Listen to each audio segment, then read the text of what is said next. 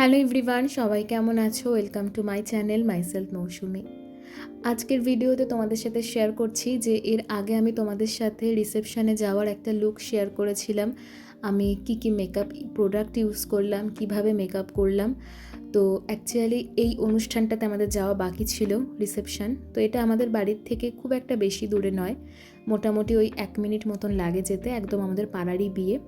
তো আমি, মা, বাবা, যিশু মোটামুটি ওই 8:30টার দিকে বেরিয়ে পড়েছিলাম, কারণ সাজতে সাজতে একটু লেট হয়ে গিয়েছিল। তো বাইরের তো এন্ট্রি গেটটা দেখলেই, ওটা ভীষণ সুন্দরভাবে সাজানো হয়েছিল।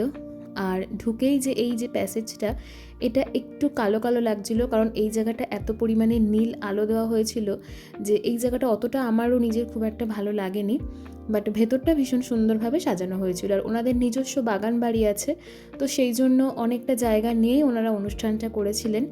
আর এই জায়গাটা ছিল হচ্ছে ব্রাইড আর গ্রুম, আর এই হচ্ছে ব্রাইড আর গ্রুম।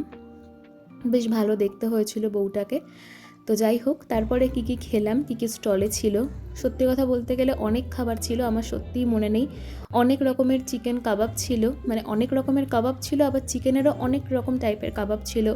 চিলি কর্ন ছিল, তারপর মোমো ছিল, তারপর হচ্ছে পনিরের একটা আইটেম ছিল, আর মকটেল ছিল। তো সব কিছুই মোটামুটি ট্রাই করেছিলাম।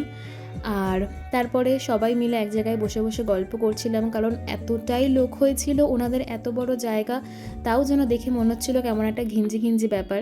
তো সেই জন্য খুব একটা বেশি আর বাইরে মানে ঘুরতে পারিনি বা বেরোতে পারিনি। তারপরে আমার মা বাবারও নিমন্ত্রণ ছিল, তো আমার মা বাবাও এসেছিলো। তারপরে সবাই মিলে এক জায়গায় বসে বসে গল্প করছিলাম। আর খাওয়ার সিস্টেমটা বুফেও ছিল, আর তার সাথে নর্মাল বসেও খাওয়ার ছিল।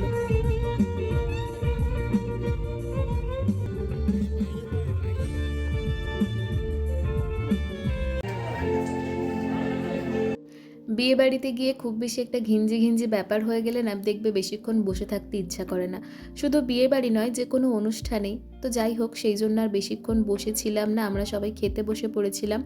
আর হ্যাঁ, বুফেতে খাইনি, আমরা টেবিলেই খেতে বসেছিলাম, কারণ আমি খুব একটা বেশি অভ্যস্ত নই, তো সেই জন্য। যাই হোক, তোমাদের সাথে খাবারের মেনুটা শেয়ার করি।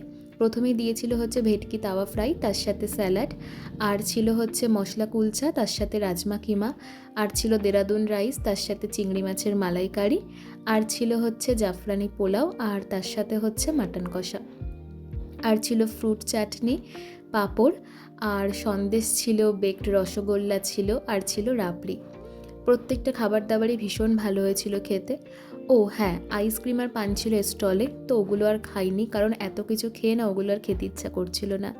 তো যাই হোক, তারপরে বাড়ি চলে এসেছিলাম। তো আজকের ভিডিওটা ভালো লাগলে লাইক, কমেন্ট, শেয়ার আর সাবস্ক্রাইব করে দিও। সবাই ভালো থেকো, সুস্থ থেকো। দেখা হচ্ছে নতুন কোনো ভিডিওতে। টাটা।